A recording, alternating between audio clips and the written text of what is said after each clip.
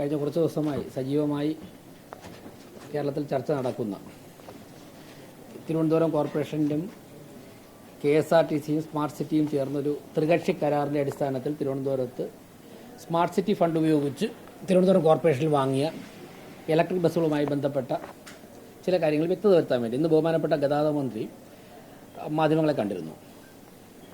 അപ്പോൾ ഈ വിഷയം ശ്രദ്ധയിൽപ്പെടുത്തിയപ്പോൾ സമൂഹത്തിൻ്റെ ശ്രദ്ധയിൽപ്പെടുത്തിയപ്പോഴേക്കും കോർപ്പറേഷൻ്റെ ഭാഗത്തു നിന്ന് ഞങ്ങൾ പോയിൻ്റ് ഔട്ട് ചെയ്ത ചില കാര്യങ്ങളുണ്ട്.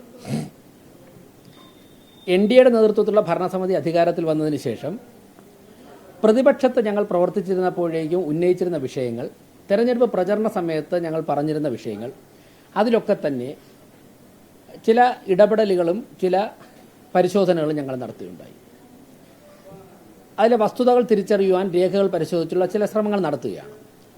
അതിൻ്റെ ആരംഭഘട്ടത്തിൽ തന്നെ ഞങ്ങൾ പ്രധാനമായി ഉന്നയിച്ചിരുന്ന മാധ്യമങ്ങൾക്ക് ഇപ്പോൾ പല ചാനലുകളും കൊടുത്ത വാർത്തയുടെ അടിസ്ഥാനത്തിൽ ഞങ്ങൾ നടത്തിയ പഠനത്തിലൂടെ ഉന്നയിച്ചിരുന്ന ഇലക്ട്രിക് ബസ്സുകളുടെ ദുരുപയോഗം, അതിനെക്കുറിച്ച് പെട്ടെന്ന് തന്നെ ചില രേഖകൾ, അതായത് 2023 ഫെബ്രുവരി 27 KSRTCയും സ്മാർട്ട് സിറ്റിയും തിരുവനന്തപുരം കോർപ്പറേഷനും കൂടെ ചേർന്നുകൊണ്ട് സ്മാർട്ട് സിറ്റി ഒന്നാം കക്ഷിയായും കോർപ്പറേഷൻ രണ്ടാം കക്ഷിയായും KSRTC മൂന്നാം കക്ഷിയായും പിടിപ്പിച്ചൊരു കരാറാണ്.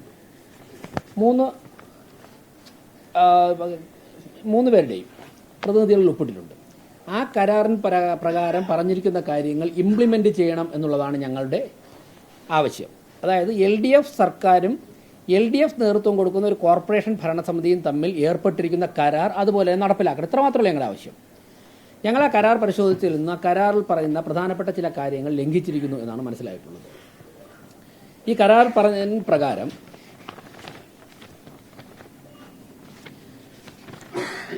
പീക്ക് ടൈമിൽ ഏറ്റവും ജനങ്ങൾക്ക് ആവശ്യമുള്ള തിരക്കുള്ള സമയങ്ങളിൽ ഈ 113 ബസ്സുകളും നഗരപരിധിയിൽ ഓടണം.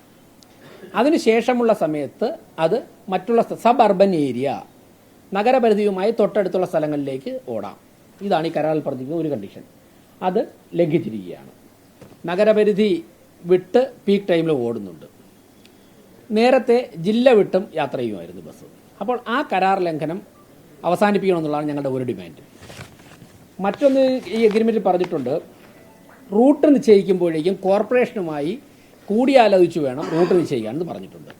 ഇപ്പോൾ ഈ ബസ് ഓടുന്നതിൽ റൂട്ട് നിശ്ചയിക്കുന്നതിൽ യാതൊരു തരത്തിലുള്ള ചർച്ചയോ ഒരു തരത്തിലുള്ള ഇടപെടലോ കോർപ്പറേഷനുമായി ബന്ധപ്പെട്ട് നടത്തില്ല എന്നാണ് മനസ്സിലാക്കാൻ സാധിച്ചത്. ഞാൻ വന്നതിന് ശേഷം ആ മീറ്റിംഗ് വിളിക്കാൻ സാധിച്ചില്ല, ഒരാഴ്ചയായിട്ടുണ്ട്.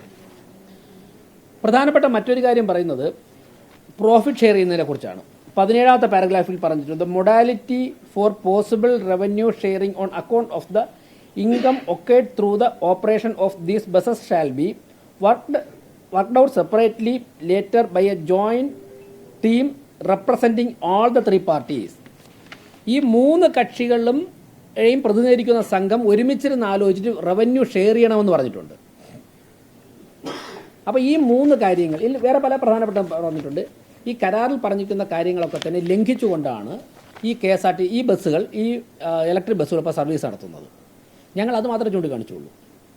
ഒരു ഗവൺമെൻറ് നേതൃത്വം കൊടുക്കുന്ന ഒരു പൊതുമേഖലാ സ്ഥാപനം, ഒരു special purpose vehicle smart city, LDF തന്നെ നേതൃത്വം കൊടുക്കുന്ന ഒരു കോർപ്പറേഷൻ, അവർ ചേർന്നുണ്ടാക്കിയ ഒരു കരാർ പാലിക്കണമെന്ന് മാത്രമാണ് നമ്മൾ ആവശ്യപ്പെട്ടിട്ടുള്ളത്. അത് ലംഘിച്ചിരിക്കുന്നുവെന്ന് ഇപ്പോൾ സമൂഹത്തിന് ബോധ്യപ്പെട്ടിട്ടുണ്ട്. ഇനി ഇത് ആവശ്യപ്പെടാനുള്ള ഉണ്ടായ കാരണം, ഞങ്ങളിത് ആവശ്യപ്പെടുവാനുണ്ടായ കാരണം ആരെയും അവഹേളിക്കുവാനോ പരിഹസിക്കുവാനോ ഒന്നുമല്ല. കാരണം തെരഞ്ഞെടുപ്പിന് ഇപ്പോൾ ഞാൻ മത്സരിച്ച ആളാണ്.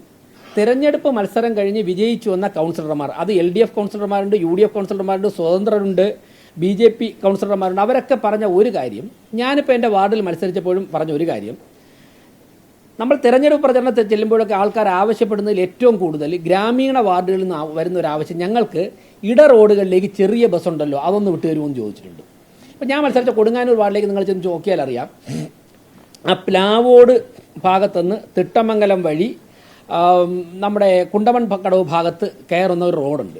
ഏകദേശം ഒരു 5 കിലോമീറ്റർ വരെ, 4 കിലോമീറ്റർ 5 കിലോമീറ്റർ വരെയുള്ള റോഡാണ്, റോഡാണ്. ഇതിലൂടെ ബസ്സില്ല. ഇത് നമ്മൾ സിറ്റിയിലുള്ള ഒരു 30% വാർഡുകൾ മാത്രമേ എല്ലാ പ്രദേശവും സിറ്റി ആയിട്ടുള്ള വാർഡുകളുള്ളൂ.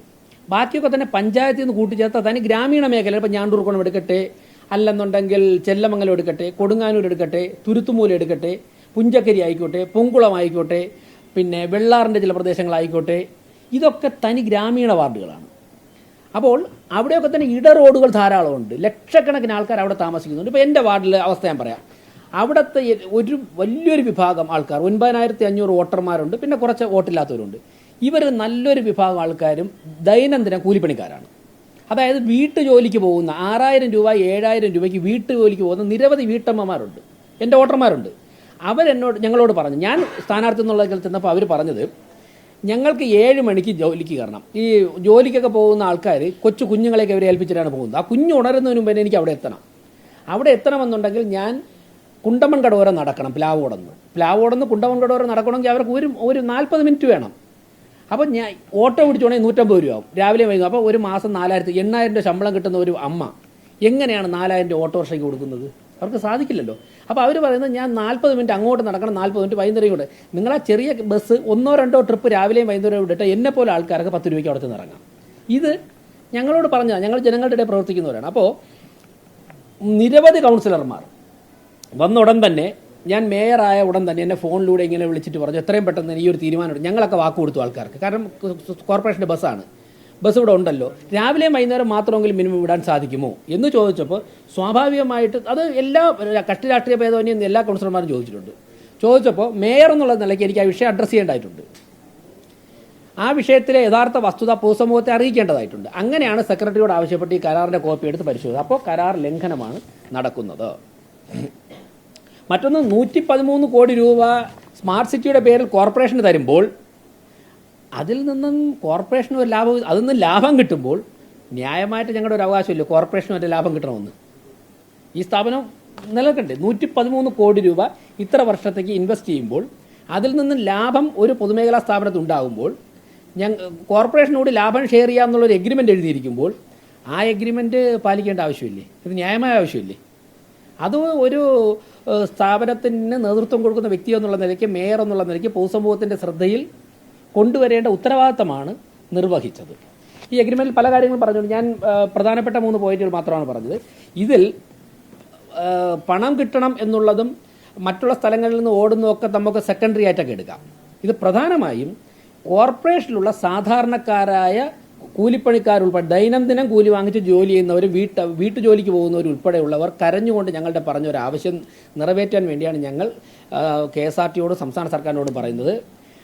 നിരവധി ഇടറോഡുകളിൽ വലിയ ബസ് പോകില്ല. ആ ഇടറോഡുകളിൽ ചെറിയ ബസ്സേ പോവുള്ളൂ. അതിന് ബസ് ഇവിടെ ഉണ്ട്. അത് രാവിലെ ഒരു 6 മണി മുതൽ 10 മണി വരെയും വൈകുന്നേരം ഒരു 3 മണി മുതൽ ഒരു 8 മണി വരെയും വിട്ടുകൊടുത്തു കഴിഞ്ഞാൽ പാവപ്പെട്ട ആൾക്കാർക്ക് അത് ഗുണപ്പെടും. ഇനി നെയ്യാറ്റിൻകര നെടുമങ്ങാട് ഭാഗത്തേക്ക് വലിയ ബസ് വിടാം. ഈ വോട്ട് ടൈമിൽ അവർ ഉപയോഗിച്ചോട്ടെ. നെയ്യാറ്റിൻകര നെടുമങ്ങാട് ഭാഗത്തേക്ക് വലിയ ബസ് KSRTCക്ക് വാങ്ങിച്ചു വിടാമല്ലോ. ഈ ഇടറോഡുകളിൽ ചെറിയ ബസ്സല്ലേ പോവുള്ളൂ, ബസ് ഇവിടെ ഉണ്ട്. ഇതാണ് ഈ വിഷയം ശ്രദ്ധയിൽപ്പെടുത്തുവാനുണ്ടായ പ്രധാനപ്പെട്ട കാരണം.